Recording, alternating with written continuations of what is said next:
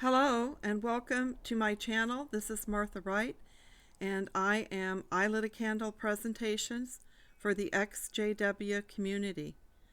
Today, as you can see, this is about pedophilia, and I would like to first of all bring up something here that I believe it is quite a misnomer to call it pedophilia.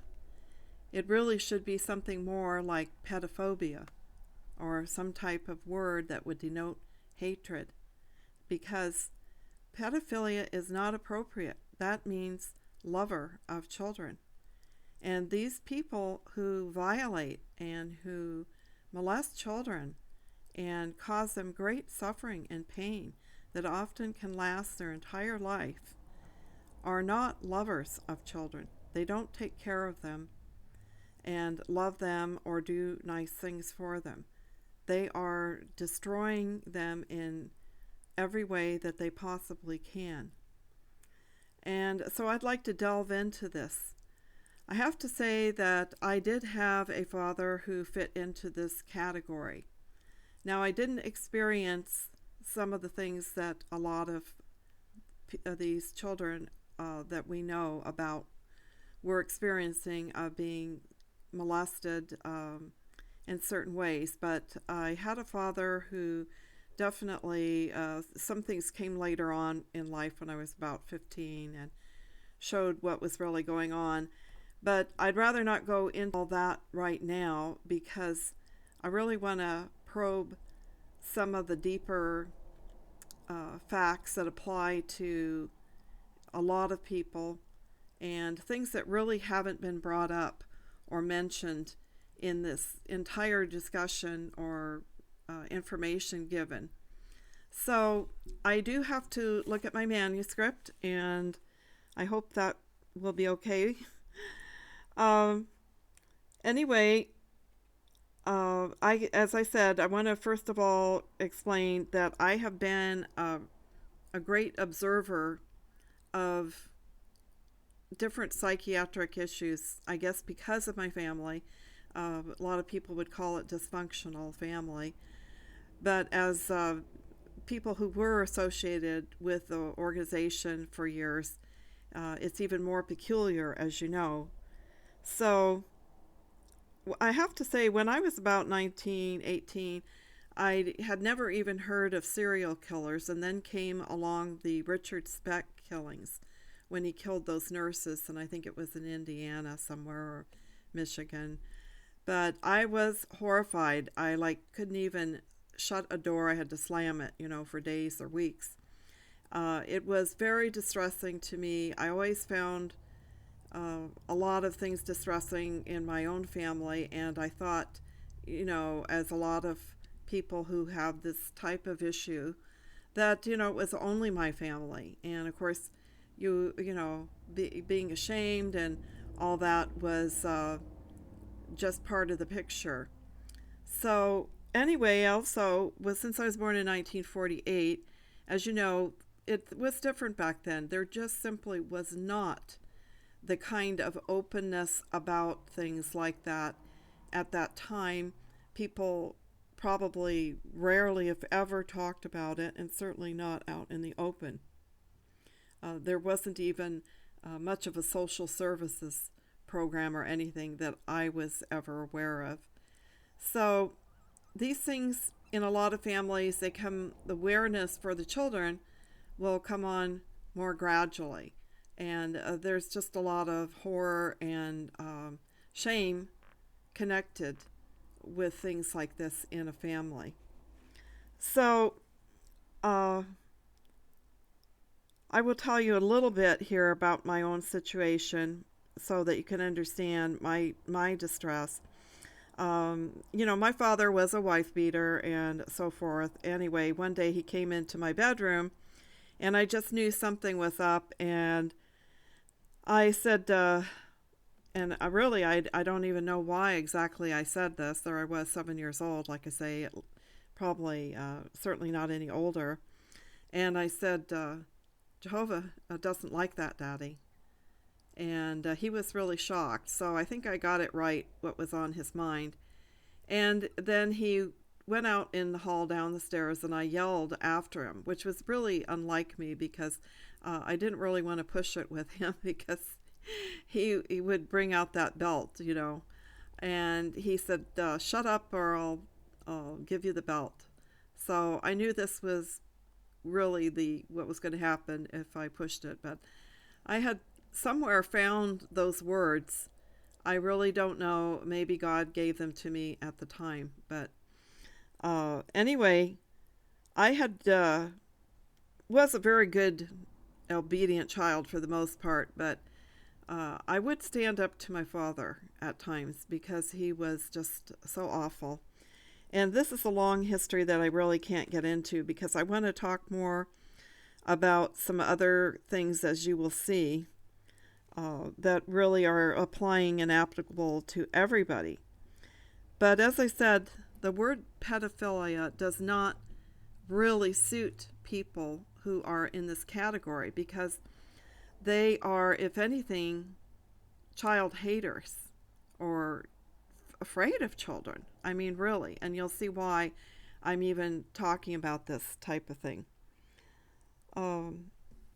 So I have to say that there are still a lot of people, if you've never been close to this situation or had this type of thing going on in your family, you may be very naive about the horror of it all and how terrible it is, how deeply and profoundly these type of things can affect people, their relationships all through their life, even the physical, emotional damage, the things like insomnia, all kinds of things related to sexual abuse.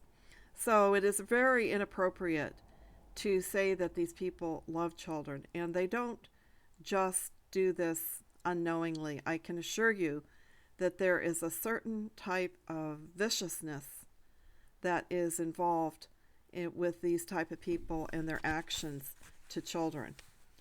They really reminds me of the scripture about those, I believe it's in Jude, about those who are determined, to defile the flesh and that sort of thing. And that really what is there left for those people but a kind of destruction, really. Now I want to share that I live in a city that has a very large state hospital for the criminally insane. They employ a lot of people, and I've had quite a few of them have been clients of mine because they were attacked by the patients there. Now, of course, not all of them are pedophiles, but there are a number of them. And I have had the opportunity to talk to quite a few and ask them their opinion on a lot of things or what they're taught. One was a psychologist and a nurse. And I do remember she said that some of these people, the worst ones that are more, who kill and who are very sadistic, were actually molested, they believe anyway, themselves under the age of 2, so that they really have no conscious memory of it. And that may be true. I don't know how proven a theory that is. And of course we know that many molesters were themselves molested, and it went over that border sometime in their lives. However, there seems to be evidence that this was not always the case with every single pedophile. So I'd just like to bring that out first, but there's a lot more I'd like to share. I asked one of them recently, do they consider these pedophile psychopaths? And he said no. No, they do not, unless, they would have to have a separate diagnosis to include a psychopath type of thing. And as you know, that's pretty far out. Sociopaths are, what I understand, are people who care about their family, but they'll still do a lot of things against people in general and society. and psychopaths don't even care about their family. At least that was what I was told at one point. I'm sure that there's a broader definition, and there is a great big book that they have that classifies mental illnesses and what they look upon them as being. And I believe even now that they consider pedophilia a preference. So this in itself shows, I think, how shocking society has gone downhill to consider that in that light. But this is something that some of you may want to have a better understanding of. Like I said, a lot is too long a story to go into that's not really related to everything I want to share today. But it is a dark world to get into. This is definitely what you call a pathology. It is not normal type of behavior. Some of us think, well, this is, their way of having sexual pleasure or something, that is their sex. But really, there is a lot more to it. It's a very dark subject. It's a very dark type of a sadism, really, that's involved here. And that is what I've seen, not only from reading about these things, but also from observation.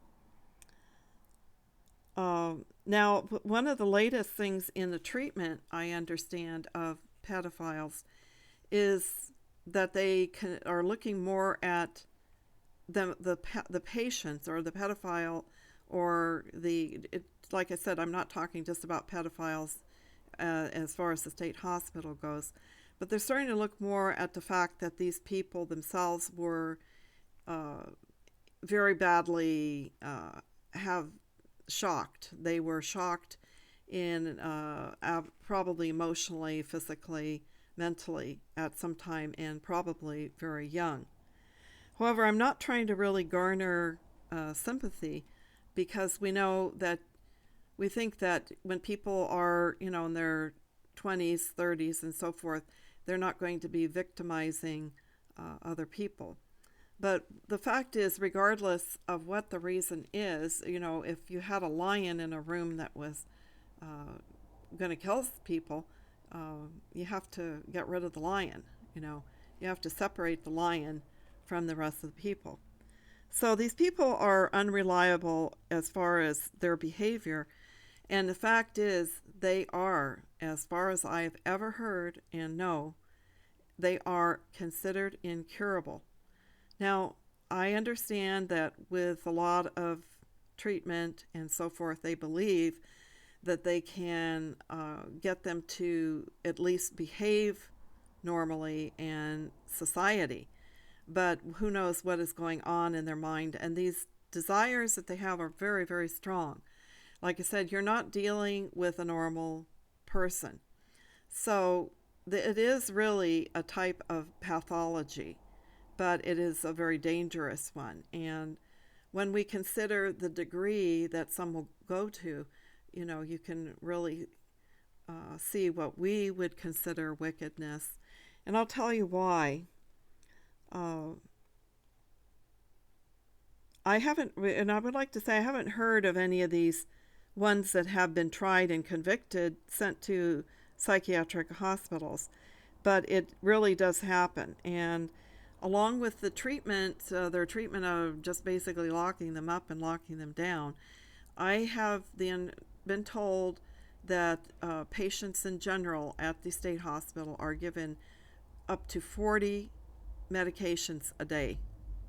So they are in some type of hell with that, because these drugs do not in any way cure them. They more or less straitjacket them. And I think there really is what I have observed in my father, and I think in these people in general, is a tremendous amount of anger, hatred, and absolute rage. So in some way, the pedophile, for some reason, takes this out on the children. So like I said, these people are dangerous, and this is, like I say, not just my own observation, but of course we know they do lock them up. Now, what I have noticed as far a lot of these people, number one, they are bullies, and they are cowards. And I absolutely know this from my father, who was a bully and a coward. And they really cannot have normal relationships with uh, somebody their age for a lot of things that are going on inside them. Now, they may get married and stay with people, but as in my father's case, they are wife beaters and very domineering people. They have a fear of, things not being under their control. So, along with this, we're going to see narcissism that's malignant narcissism. They don't really care how they disrupt or cause a lot of pain in other people's lives. So, another thing, they are very cunning. They are cunning, great planners on how to go about their crimes, and very deceptive people.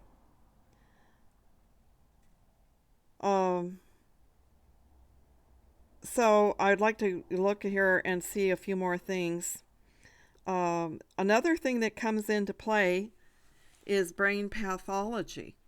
We certainly don't know everything about the brain. Now, I'll tell you, I know one thing. My father did have a very high raging fever when he was about 12. And it was either scarlet fever or something like that. And he had straight hair before then, and the fever was so high for so long that it literally curled his hair, and he did have curly hair the rest of his life. And he was like Irish Welsh descent, it wasn't like he had curly hair in there somewhere. So high fevers and so forth can cause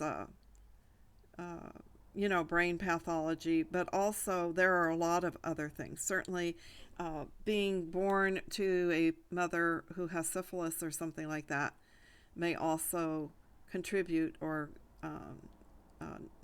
narcissism is known to be in syphilitic people. As we see, remember, Hitler was a narcissist, very narcissistic in his outlook in life, and he did have syphilis, evidently. That's just one example, because there's certainly, this has been studied, and we know about these things. It's known, and I also had seen that in lectures and so forth that I've heard, that syphilis can also be, part of it can be narcissism. So there's certainly a lot to be open and questioning. And I know I myself, after seeing what was going on in my own family, when I started having kids and raising them, I did not want to contribute or turn one of my children into the monster that my father was. Now, his mother was a pretty decent person, and we did live with them, actually. All of us lived together till I was 11. So I can tell you a little bit about them. I didn't have those type of things were not going on in the rest of his family, as far as I know. And I know also that he did do things like hang cats when he was young. So I think we know that this is a psychopathic trait that they tell people now, if you see your kids doing things like that, get them some serious help. So, of course, I didn't have this with my own children, thank God, and I think it has a lot to do with the way I tried to have input. And yet with my father, whatever it was, I cannot tell you, but it was very, permanent in his life. He never really did change, and he was a bad guy. all around. As I said, these people are cunning. He was definitely a con artist, and he was crazy like a fox, you know. I would definitely say now he was manic and very narcissistic, uncaring about the pain and suffering, actually taking pleasure in other people's pain and suffering, or at least feeling very justified, very, you know, sure that he was being like righteous or something by causing other people pain, like me or my mother or people in the family. Anybody who would defy him or get in his way. So we don't know what all kinds of neurological damage or what may have contributed towards people, but as I said, they're bullies, and this is a trait to look for if you're concerned about whether you know or not, you know, something's going on with somebody close by, a neighbor or your friends or somebody like that in your family. These people can be also extremely vindictive, and they will kill. I can tell you right now, and we know that many pedophiles or serial killers have this characteristic. And they also do this process of what we call transference, where, you know, they hate their mother and they're going to take that out on every woman that they ever try to have a relationship with. So there's a lot going on in the mind of these people. And they're very abusive. Let's put it that way. My brother, and that's a big story there. Let me say my brother ended up dead when he was 20. So I won't say anything more on it right now, but we used to call the house the concentration camp. These people are not stupid. They can be extremely intelligent in many ways. And this is very confusing to us. You know, people who are somewhat normal. We just can't translate that all together. And like I said, they're very cunning, crazy like a fox. They're deceptive.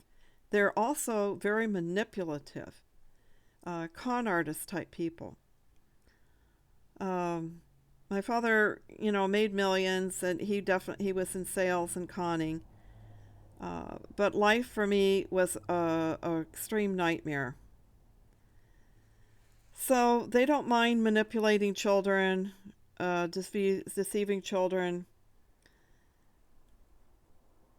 Now, what goes on also probably is alcoholism, could be drug addiction, all those type of things, because these people really, they can't even live with themselves.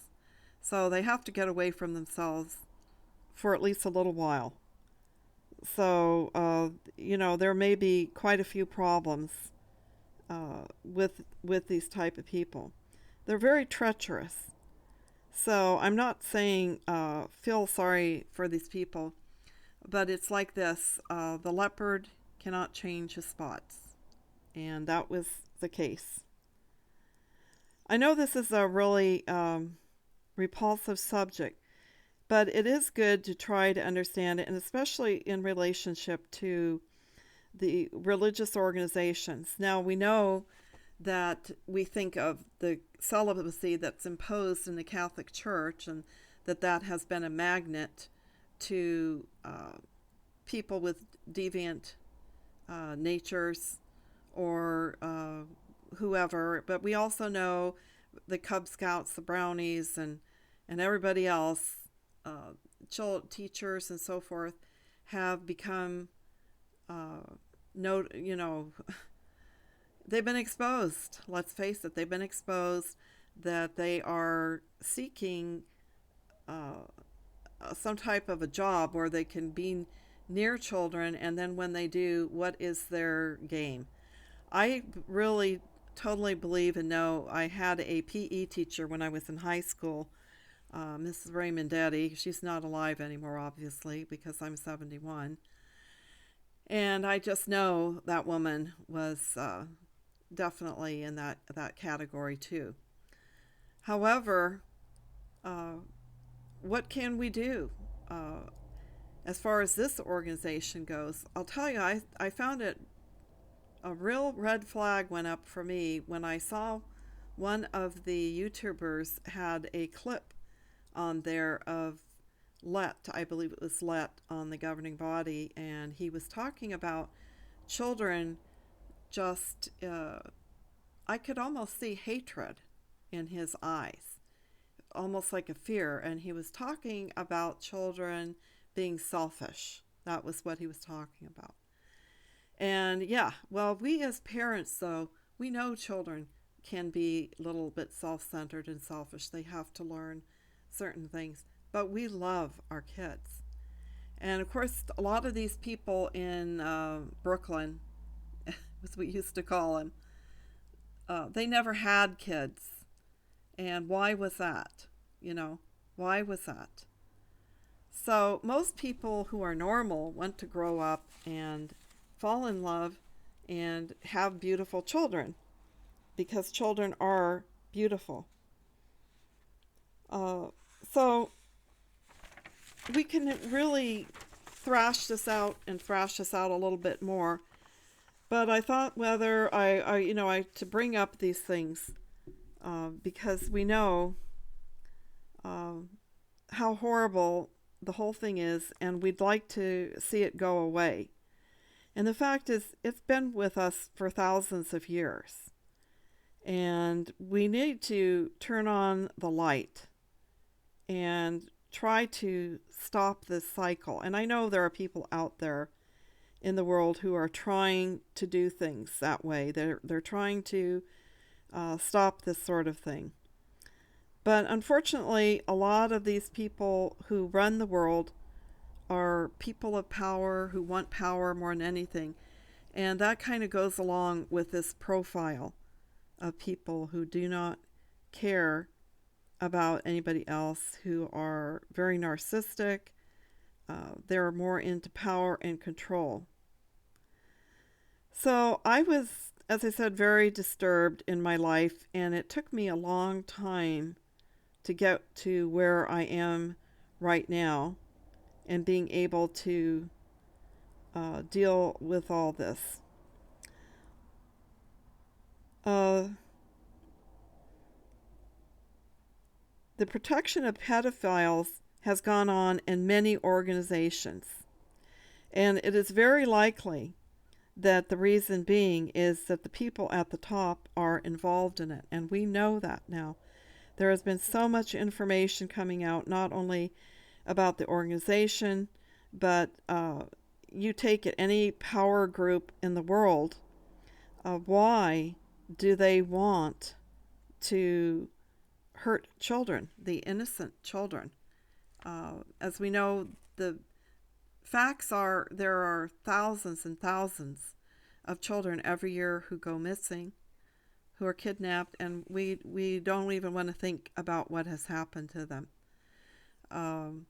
These people are definitely into power and control, and they have the characteristics that I spoke about in before, about bullying, cowards, and so forth. So I hope that this will help open up people's eyes, maybe to spot things in their family. I don't want anybody to be paranoid at all, but I'm sure that there are some good books written on this angle of things. But as far as that goes, this is my own personal experience, and believe me, I did see it.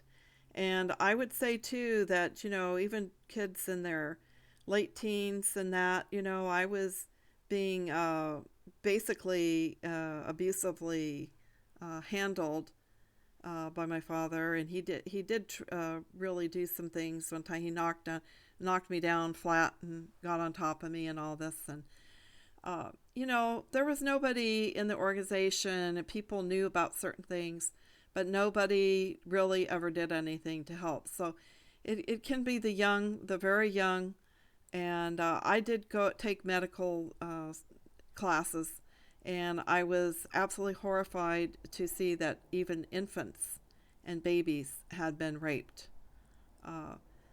Please be aware that these things are happening. They're going on right now in our community, and there really is no permanent cure, as far as we know, for these people. But you need to get away from them, stay away from them at almost any cost. So I just hope and pray for you out there who have suffered. I've lived through a lot myself, and I did depend on God. It was God who got me through, and some kind people in my life.